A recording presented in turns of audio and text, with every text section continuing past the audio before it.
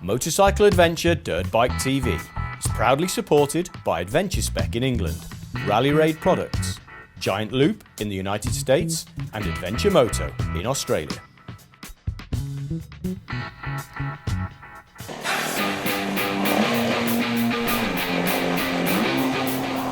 I've been testing the 2018 Yamaha WR450 F, Australia's most popular dirt bike, through the eyes of an average trail bike rider.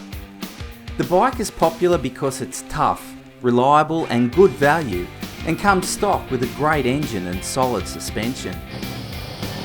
I've also brought along Stapo, a young motocrosser, to add some spice to the review and give his perspective as a racer.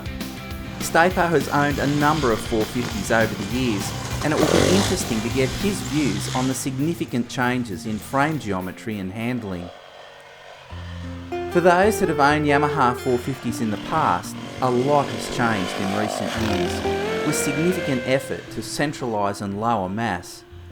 But the most outstanding change is the steering, that has become significantly more responsive. All of these changes combine to make this bike a very capable racer in the right hands, and a bloody brilliant trail bike in the hands of the average rider. The great thing about the Yami 450 is its accessibility to all skill levels. That accessibility is due to the relative ease at which power delivery characteristics can be changed through engine mapping. Yamaha now have a stack of knowledge and readily available engine maps that can be uploaded into the bike in a matter of seconds to fit your style of riding and expertise, either at time of purchase or later on down the track when you've settled into the bike. We're done. I've chosen the softer Chris Hollis map that young Stapo irreverently calls the grandfather map.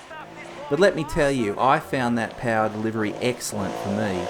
In essence, it's just a little less punchy through the rev range, and I'm good with that. Suspension front and rear comes with compression, rebound and preload adjustment, which is nothing new on modern bikes, but many average trail riders really don't give suspension much thought, when in fact correct suspension setup for the rider's weight, style of riding and conditions make a huge difference to riding enjoyment. I strongly recommend spending some quality time with your Yamaha dealer getting this right before you leave the shop, or heading to a suspension specialist. I love single trail, both flowing and technical, and this is where I spend most of my time when I can. The 450 was a blast in this type of stuff. The sort of stuff this bike loves. So flickable.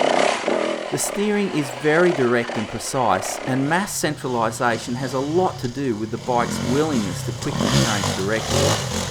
It's surprisingly easy to flick the back out with a touch of the rear brake.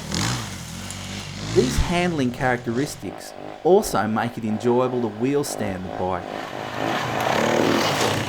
The engine is surprisingly tractable at very low revs and effortlessly willing to give you more power. I found myself gearing up and rolling through in either second, third and sometimes even fourth gear to avoid using that punchy mid-range grunt. When the trails became more technical, the precise feeling of the steering made for more consistent and accurate picking of lines. The front suspension was very effective in taking the edge off some of those big slow speed hits. However, the biggest surprise for me came when riding the 450 in very slippery single trail. I couldn't get over how tractable the engine was at very, very low revs. Yeah, it really pulls in second. On a number of occasions I found myself passing my mates up steep slippery hills as I managed to maintain traction and momentum. It truly was an outstanding feature of the engine that frankly I didn't expect. Out on the open trail, a place where this bike naturally excels, and it found another way to make me smile. This is where the bike belongs, and it eats up these miles with breathtaking ability. Yamaha have done a heap of work on the front fork, and large high-speed hits are absorbed in a way I haven't experienced on any other bike. It is yet another outstanding feature of the 450. Time to get young Stapo out of Graffiti City and get his views on this bike.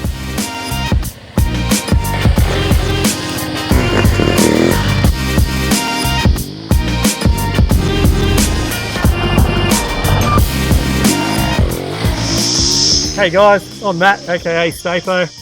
Been racing motos since I was about 4. Thought I got asked to come out here today and give the WR450 2018 model a go. I've owned the 2007, the 2010 and 2012 when they first went fuel injected, and wow, what a difference. Few years, mate. This is absolutely unreal bike. The rake, how tight this bike is now, in corners you can absolutely smash it. It's absolutely unreal. Suspension, I'd probably make a little bit of an adjustment there, just for myself, just the way I ride. You can see me coming down through here. I've been in 5th gear and the suspension is just taking it in perfectly. A couple of tweaks I've set up for myself, but it will take very little to get it spot on. So Dave's had this bike set up for single trail now. I've had a go in the single trail. Yeah, works well, but it's time to get rid of the grandpa map, I think. Get it up to the young bloke so we can give it see what it's really got. I think you can just see it wants to go, but the way Dave's got it set up is just, you know, just cruise around. So once we've sorted those things out, I think this bike would be absolutely unreal.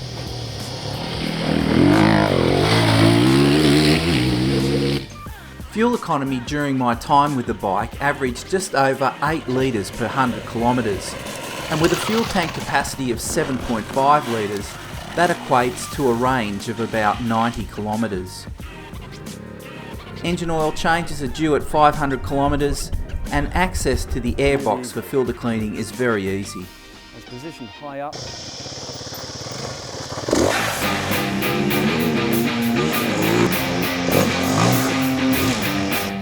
After having ridden the 2018 Yamaha WR450 F on a range of trails and conditions, I'm left with the impression that this is a highly capable bike that in the right hands can be a competition winner. But that doesn't exclude average riders like me having fun on this bike, and I had fun in spades. It's very keenly priced and we know it's reliable.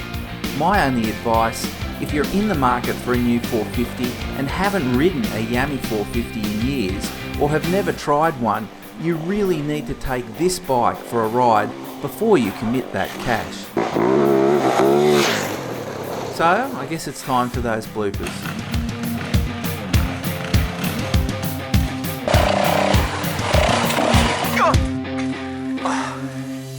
Ah.